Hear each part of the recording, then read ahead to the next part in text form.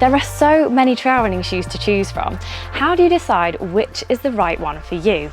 I'm here at myRaceKit store in Sheffield with Steve Franklin, who's going to give us all the advice we need to choose the right pair of trail running shoes.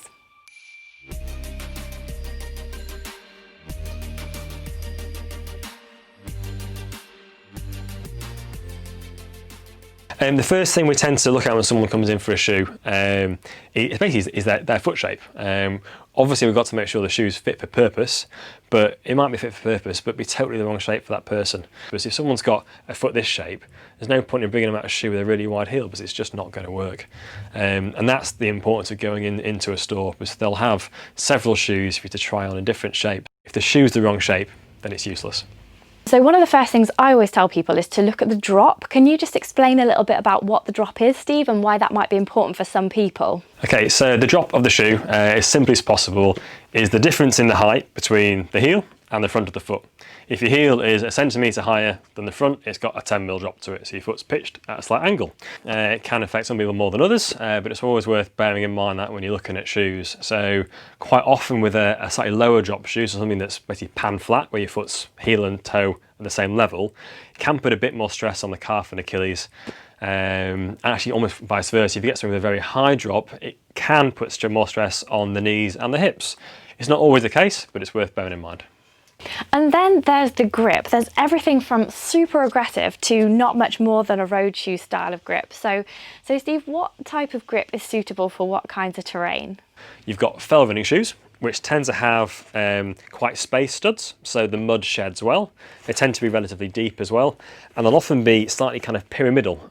So again, they basically, that tapering towards the end means that the mud releases more easily. So that's a fell running outsole. The other end of the sort of off-road running spectrum is trail running, and you get an outsole more like this. So the studs are closer together, they've got a greater surface area, and there's more of them. So if you're doing runs that are on multiple surfaces, so for people who are just getting into it or want a really good all-rounder, you go towards something like this. And in the middle, you get shoes, probably a bit like the Torrent from Hoka, that's basically, yeah, between the two shoes we've just discussed. So they've got a slightly deeper tread than your hybrid shoe, but not as deep as your fell shoe. The downside to this is if you're going to be on tarmac a lot, the tread won't last quite as long.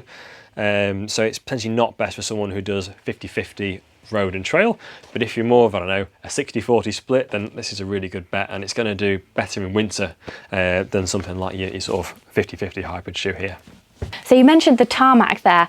How important is the cushioning in a trail running shoe? This is where having 2 or 3 shoes in your shoe arsenal is really good. You can have that shoe that's got less cushioning and a firmer midsole to give you more confidence on the techie terrain. And then you might have your shoe with a little bit more depth, slightly softer sole. So if you are going to go for a slower run, you just want something that's going to be really kind of comfortable underneath the sole of your foot, you might go towards that as well.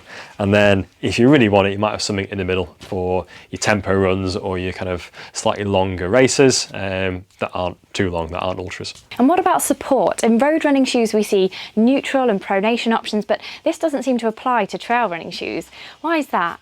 If you were to wear a support shoe, a traditionally supportive shoe that has a firm post underneath the inside of the foot here, and you were to run off-road, the potential negative side of that is if you were to hit a pebble underneath that very firm patch, it's going to push your foot quite abruptly to the opposite side. For that reason, that's one of the reasons why you don't have so many supportive off-road shoes, along with the fact that it's not a monotonous action when you run off-road. If you're running on tarmac, in the most part you're doing the same step over and over and over again, whereas there's a lot more variety to how you move when you run off-road. And now to the uppers. Now I always advise people to go for a trail running shoe that drains water and dries quickly rather than a waterproof shoe. So what are your thoughts on that, Steve? Basically there's a big hole in the top of your shoe. So if you go in a puddle or it's raining, it's going down your leg, you're going to get water in your shoe, and they don't breathe so well, they get heavy, and they don't dry as fast. A lot of modern shoes, the fabrics we use in modern shoes are technical, which means that they just don't hold on to moisture as well, and they vent well, so they dry faster. The other thing to bear in mind with uppers is is kind of tight points and points that won't give so much. So if you've got bunions or funny lumps and bumps on your foot, go into the store, try it on, have a think about the points where they're not going to give, where this bit of stitching is, that's not going to give as much as where this open bit of fabric is. And then the laces, there are two main types, aren't there? So you get these kind of quick lace systems that are popular on the Salomon shoes. It's super simple to do up and pull down, and you get this lovely little lace pocket that tucks the lace underneath there. I personally feel the benefits of this system are when my hands are cold, I can undo it and do it up. It doesn't unpick if I'm running through heather or bracken, and if I'm running in snow, then it doesn't ball up with ice. The benefit of this system is you can customise it more than the BOA style. So pros and cons. And finally, the weight. Does a few extra grams on your feet really make that much of a difference if they're going to get caked in mud anyway? If you're doing very long runs, then again, the more time you spend in the shoe, the extra weight, the extra energy that's required to lift it, swing it is increased, or if you're running faster. So if you're racing short races, that lighter shoe is going to make a big difference. But if you're just going out for your, I don't know, morning jog, it's probably not worth worrying too much about the weight of the shoe, and it's worth worrying more about the fact that lighter shoes are often slightly less durable.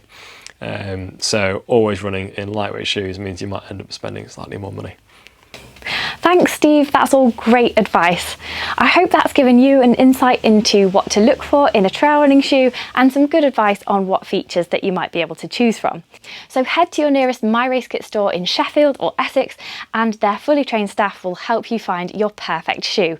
Or use the info in this film to make your choice from their extensive online range at myRaceKit.com.